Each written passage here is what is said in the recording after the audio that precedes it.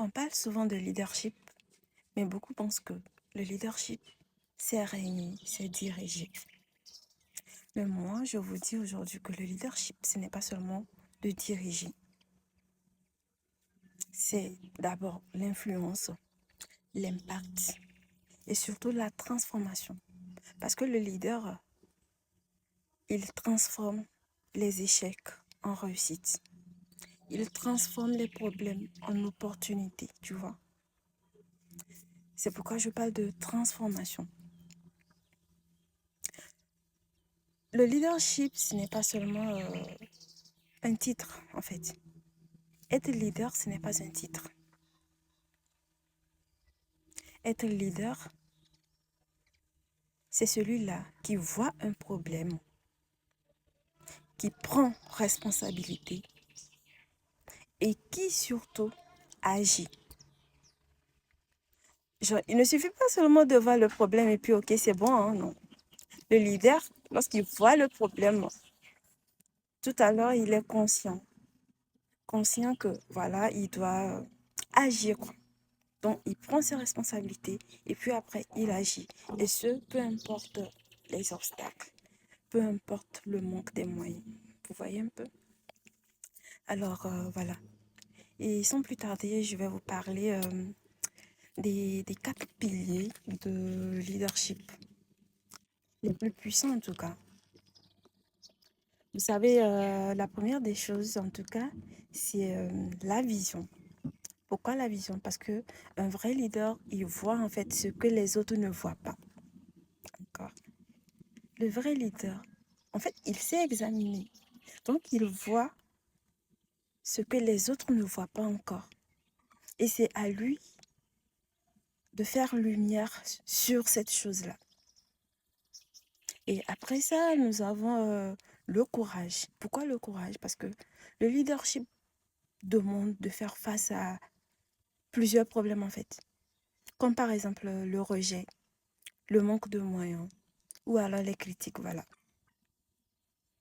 Donc, un vrai leader a besoin de courage. Et après le courage, je vais parler d'influence.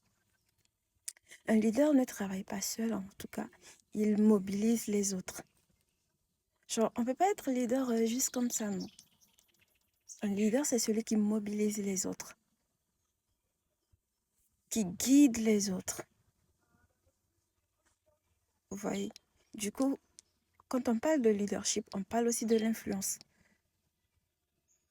L'influence que tu as sur les autres. Et après ça aussi, le quatrième pilier, c'est l'impact. L'impact parce que le leader ne parle pas seulement. Ah oui, il ne suffit pas d'aller prendre parole devant un large public et puis dire alors ça. Non, pardon. Le leader, il ne parle pas pour parler en fait. Il produit les résultats visibles en fait. Tu parles, ok, d'accord. C'est quoi la suite? Quels sont les résultats? Vous voyez? Donc, c'est ça. Et quand on parle aussi de résultats, on ne cherche pas de grands résultats, hein. Non. Des résultats, même petits. Genre, une action, c'est beaucoup. Une formation, c'est beaucoup. Une vie changée, c'est beaucoup. Je t'assure, lorsque tu prends parole devant 1000 personnes et qu'à la fin, il y a quelqu'un qui se reconnaît dans ce que tu as dit, qui a compris et qui décide de changer, je t'assure que ça, c'est déjà grand. Parce qu'à un moment donné aussi, il faut apprendre à valoriser ces petites victoires. Vous voyez? Donc, je m'arrête là. C'était Essonim, jeune activiste sociale. Je suis la présidente du comité international Eco Challenge et la promotrice du concours national Eco Challenge, une initiative purement environnementale qui vise à promouvoir l'éducation environnementale chez les jeunes. Et il ne s'agit pas seulement de l'éducation environnementale, mais aussi de l'engagement citoyen. À travers cette initiative-là, nous voulons encourager des jeunes à participer à la protection de l'environnement. Nous voulons éveiller les consciences, amener les gens à comprendre que protéger l'environnement, ce n'est pas une affaire du gouvernement. Ce n'est pas une affaire d'un groupe donné. Ça nous concerne tous. La protection de l'environnement est un sujet qui nous concerne tous. Et il est grand temps que chacun se lance, chacun contribue.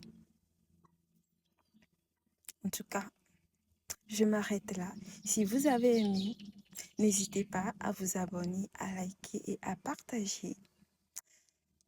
Ceci marque mon entrée sur les réseaux sociaux. Donc, j'espère que tout va bien se passer. Merci et bisous.